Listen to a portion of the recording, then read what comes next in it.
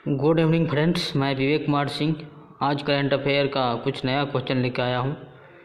इसमें पहला क्वेश्चन है, महाराष्ट्र सरकार ने कितने प्रतिशत EWS कोटे के तहत मराठा आरक्षण को मंजूरी दे दी है। जिसका सही आंसर होगा 10%। ये आंसर सही होगा। महाराष्ट्र सरकार ने मराठा समुदायों के लिए एक बड़ा तोहफा दिया है। सरकार ने आर्थिक रूप से कमज़ोर EWS श्रेणी के छात्रों और अभ्यर्थियों को 10% आरक्षण देने का फैसला किया। इस संबंध में राज्य सरकार ने आदेश जारी कर दिया है। अब मराठा अभ्यर्थी सीधी सेवा में EWS आरक्षण का लाभ उठा सकते हैं। दूसरा क्वेश्चन है, विश्व दूध दिवस वर्ल्ड मिल्क डे निम्न में से किस दिन मनाया जाता है। तो इसका सही आंसर होगा 1 जून।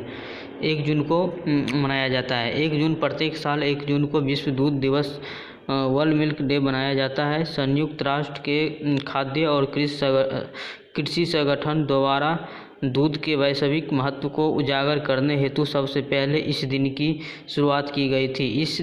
इस दिवस को मनाने का उद्देश्य डेयरी या दुग्ध उत्पादन के क्षेत्रों में स्थिरता, आजीविक और आर्थिक विकास का योगदान है। तीसरी क्वेश्चन है, दुनिया की दूसरे नंबर की किस टेनिस खिलाड़ी ने फ्रेंच ओपन 2021 से अपना नाम वापस ले लिया है। इसका सही आंसर होगा B, Naomi Osaka. B answer सही होगा। नाओमी ओसाका दुनिया की दूसरे नंबर की टेनिस खिलाड़ी। नाओमी ओसाका ने फ्रेंच ओपन 2021 से अपना नाम वापस ले लिया है।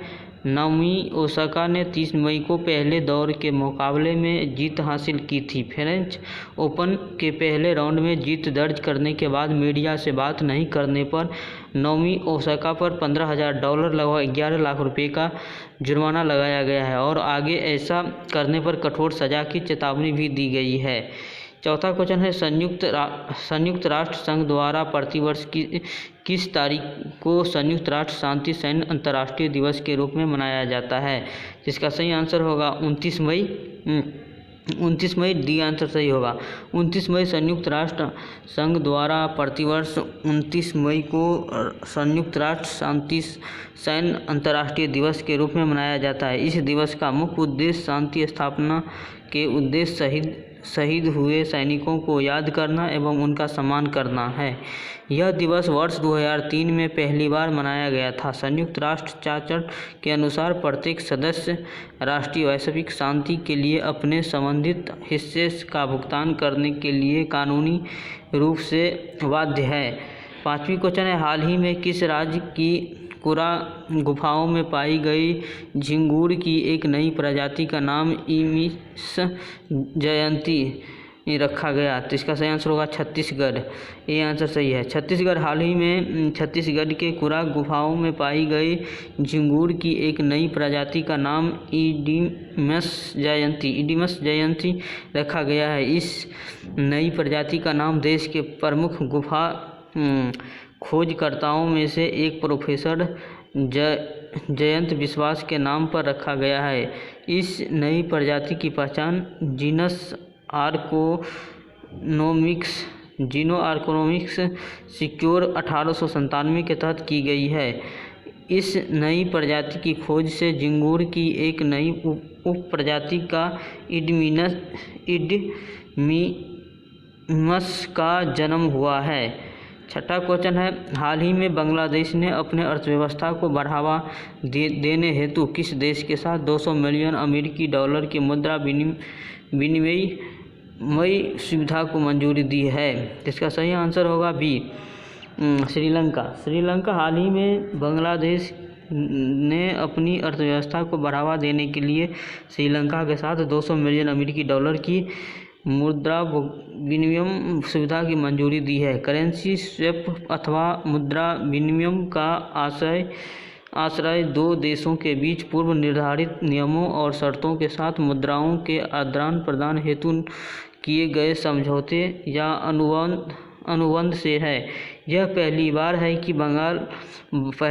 कि बांग्लादेश किसी दूसरे देश की मदद के लिए सामने आया है, इसलिए इस घटना को एक प्रकार से ऐतिहासिक माना जाता है। तो सातवीं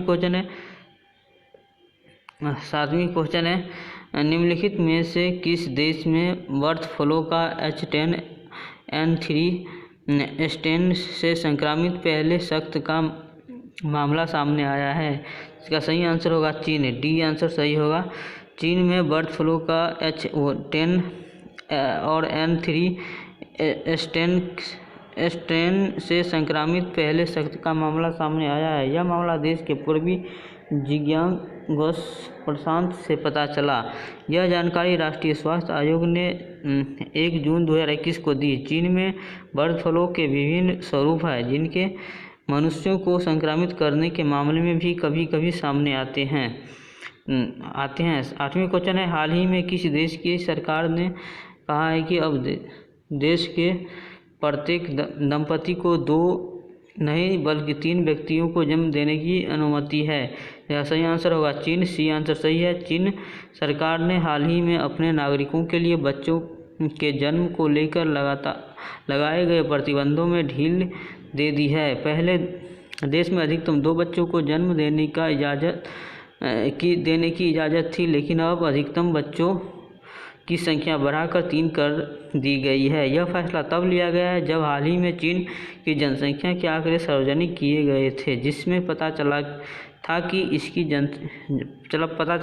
उसकी जनसंख्या बीते कई दशकों में सबसे कम रफ्तार से बढ़ती है। तो थैंक यू सो मच दोस्त, आज के वीडियो इतना ही। अच्छा लगा हो तो चैनल को सब्सक्राइब करें, लाइक करें। कोई सजेशन देना हो तो कमेंट करके बताएं।